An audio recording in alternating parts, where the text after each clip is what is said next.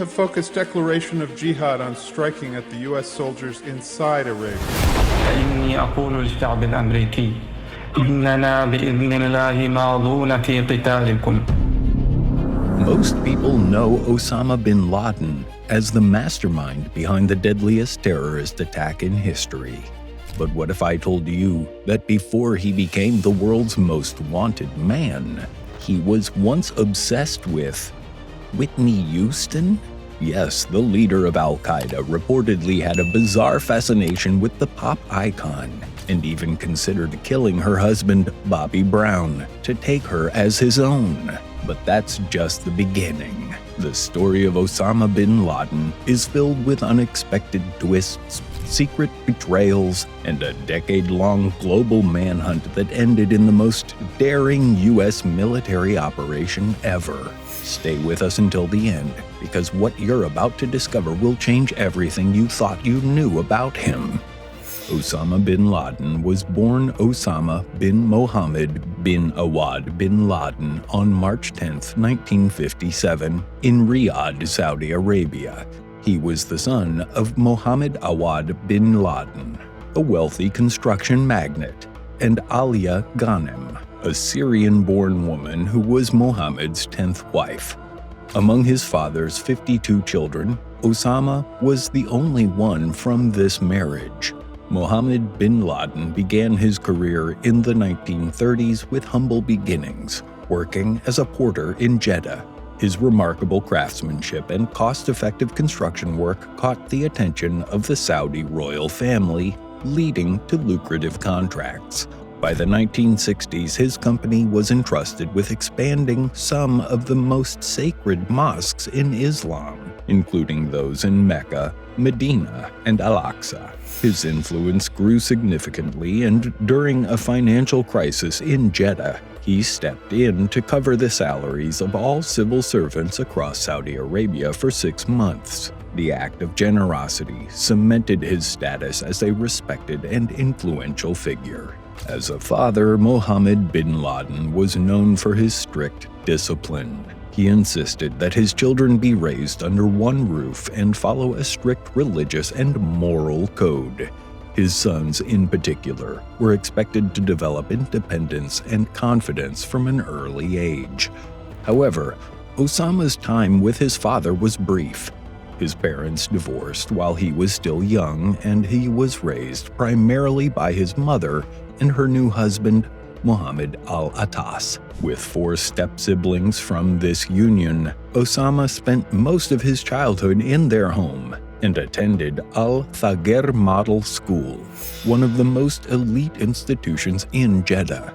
His father, meanwhile, went on to remarry twice more, before tragically dying in a charter plane crash in September of 1967. At 14, Osama bin Laden was recognized as an intelligent, yet reserved student at Al-Thagher School.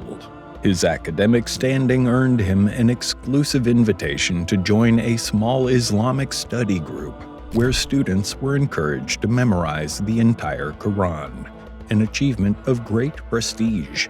Among his peers were the sons of influential Jeddah families, and at first, the program seemed focused on religious scholarship.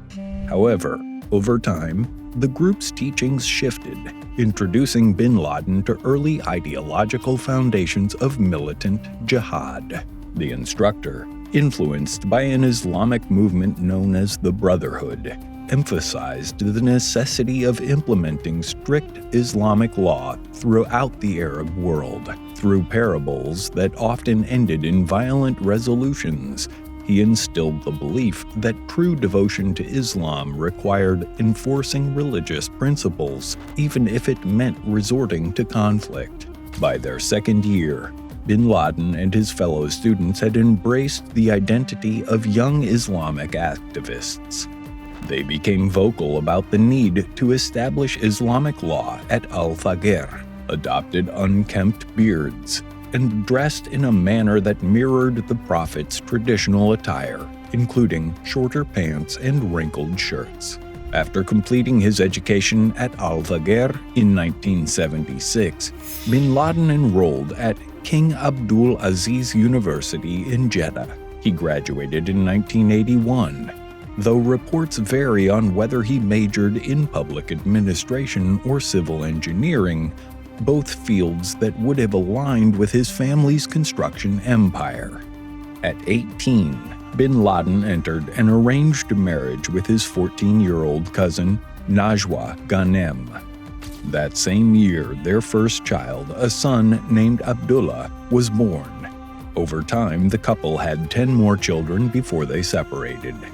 Throughout his life, bin Laden married at least 4 additional women.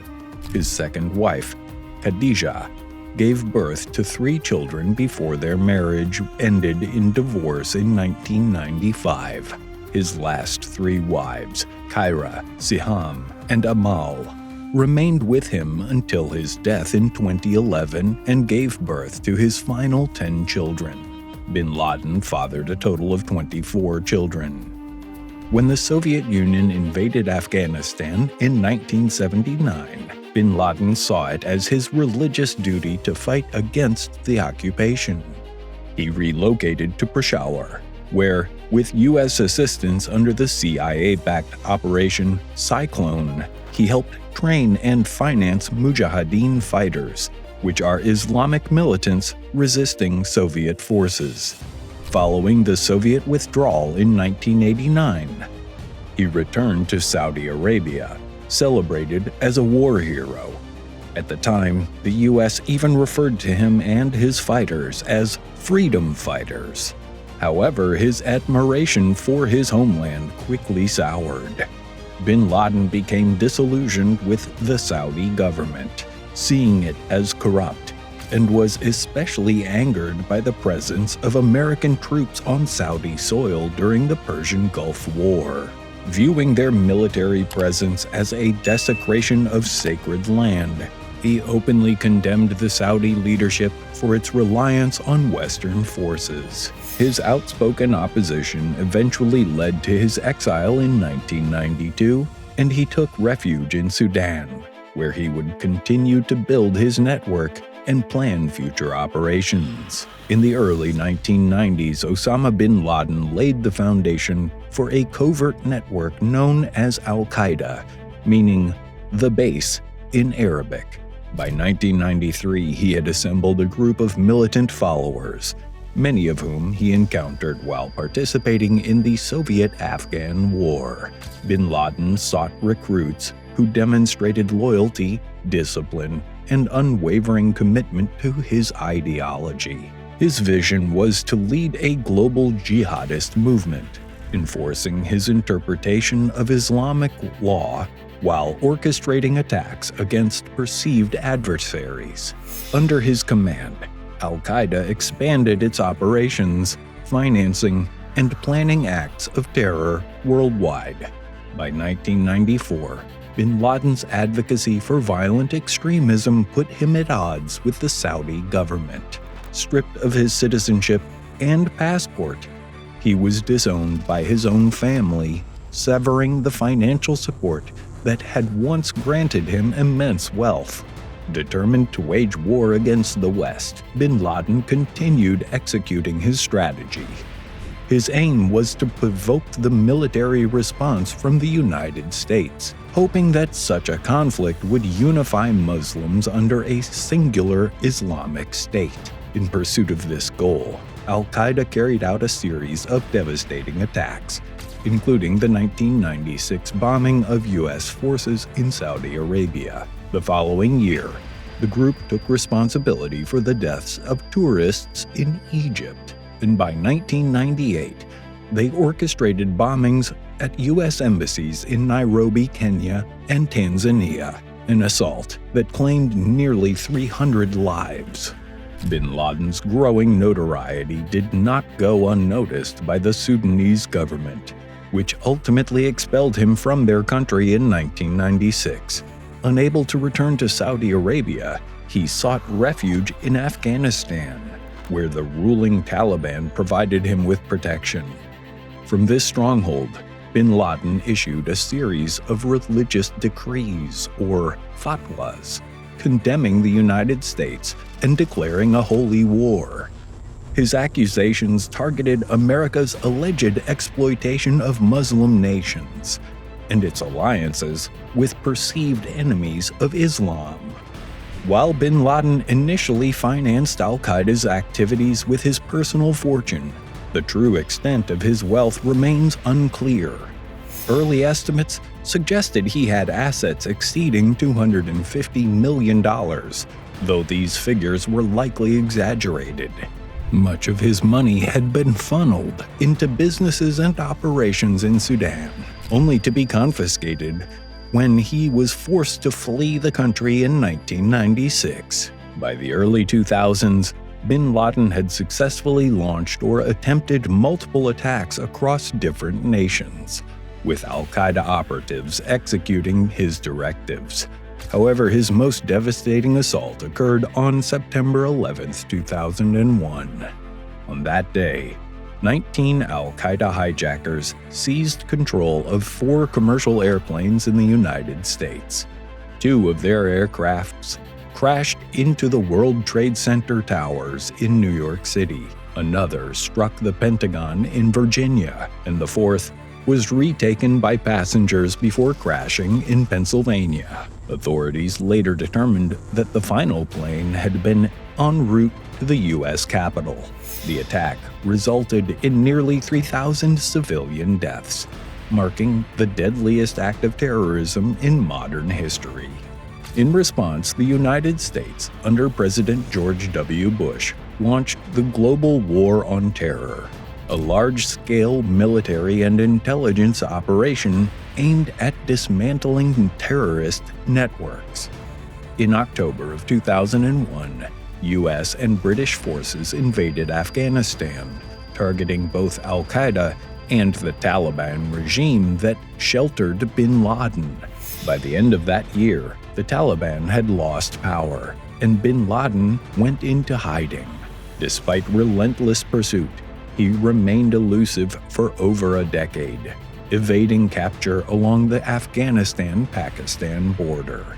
In 2004, just before the U.S. presidential election, bin Laden released a videotape message publicly taking responsibility for the 9/11 attacks for the first time.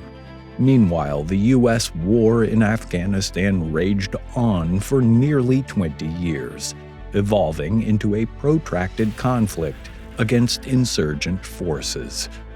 American troops would not fully withdraw from the country until 2021. The war on terror also extended to Iraq, where the U.S. launched a military invasion in 2003, based on intelligence later discredited, suggesting that Saddam Hussein possessed weapons of mass destruction and had ties to Al-Qaeda. On May 2, 2011, after years of pursuit, U.S. intelligence located bin Laden hiding in a fortified compound in Abbottabad, Pakistan. That night, President Barack Obama addressed the nation confirming the terrorist leader's death. Quote, "For over 2 decades, bin Laden has been Al-Qaeda's leader and symbol, and has continued to plot attacks against our country and our friends and our allies. The death of bin Laden marks the most significant achievement to date in our nation's effort to defeat Al-Qaeda." End quote. The operation to eliminate bin Laden had been meticulously planned over the course of 8 months. Led by CIA Director Leon Panetta, the mission was executed by an elite U.S. military unit, Naval Special Warfare Development Group, better known as SEAL Team 6.